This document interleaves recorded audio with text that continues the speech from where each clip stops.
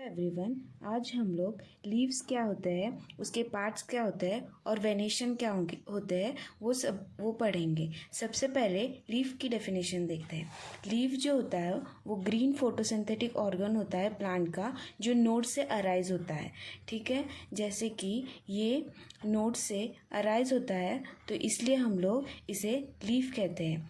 ठीक है, तो ये एक फोटोसिंथेटिक ऑर्गन है। फोटोसिंथेटिक ऑर्गन मतलब ये कन्वर्ट करता है कार्बन डाइऑक्साइड और हाइड्रोजन को और वाटर को शुगर में। अब हम लोग यूनिफेशियल और बाइफेशियल लीफ देखेंगे।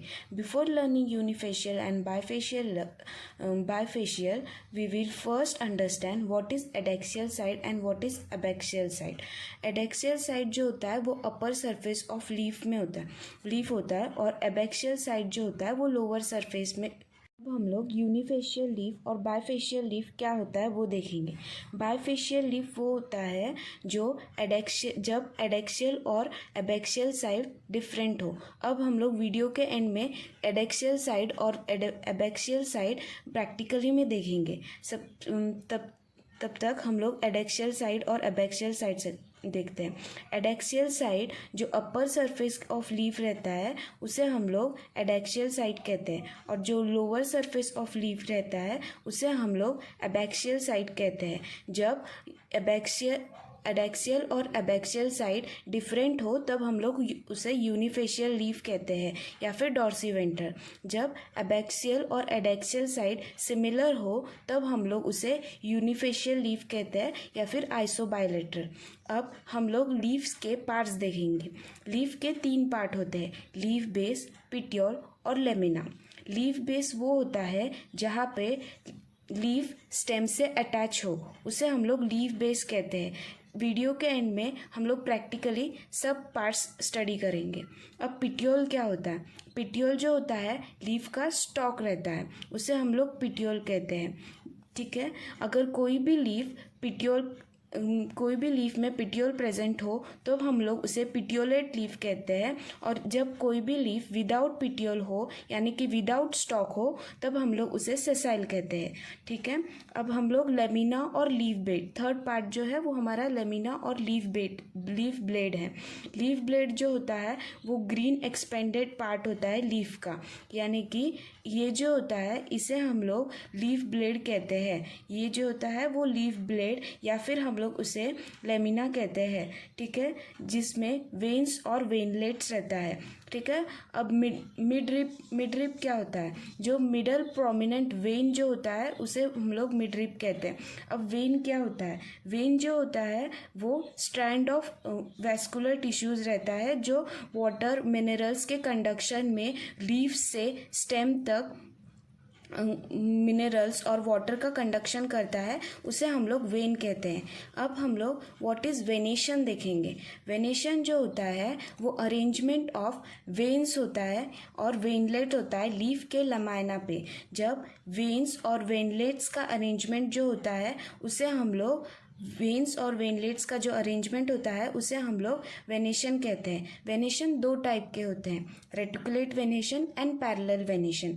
रेटिकुलेट वेनेशन तब होता है जब लीफ में कोई भी नेटवर्क फॉर्म हो, जब लीफ में वेन्स जो है वो नेटवर्क फॉर्म करते हैं लाइक दिस, तो हम लोग उसे रेटिकुलेट वेनेशन कहते हैं। और पैरेलल वेनेशन तब होता है जब वेन्स जो है पैरेलल टू ईच अदर हो, तो हम लोग उसे पैरेलल वेनेशन कहते हैं। इसका एग्जांपल रेटिकुलेट वेनेशन का एग्जांपल डाइकोटिलिडनस प्लांट रहता है और पैरेलल वेनेशन का एग्जांपल मोनोकॉट रहता है। जब हम लोग मोनोकॉट और डाइकॉट का डिफरेंस पढ़ेंगे तो ये बहुत इंपॉर्टेंट पॉइंट रहता है कि reticulate to differentiate between dicot and monocot we use this point, reticulate venation and parallel venation. Most of the dicotyledon plants have reticulate venation and most of the monocot plant have parallel venation. So this is very important point to study difference between monocot and dicot. Now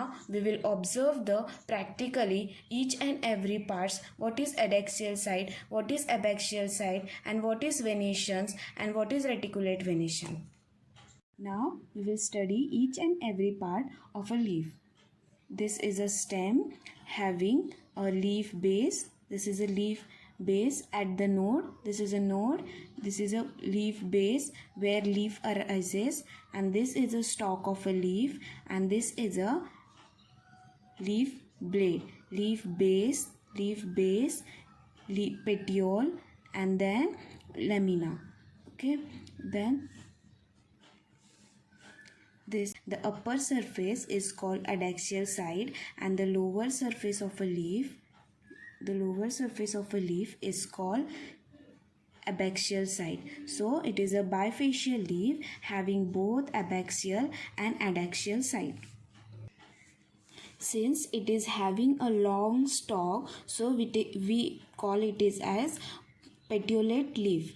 This is a stalk, so it is a petiolate leaf. Okay, then we will study the example of sessile leaf. This leaf is without stalk, so we will call it as sessile leaf. There is no stalk in this, so we will call it as sessile leaf. Now we will study the leaf venation. So the arrangement of veins. These are veins.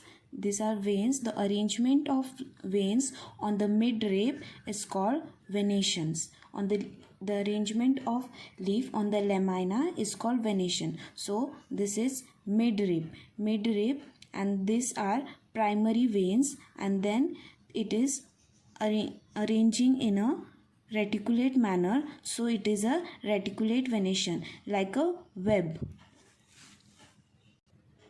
These two leaves are from dicotyledons, so it is having a reticulate venation like a web. Okay? Veins are arranged like a web.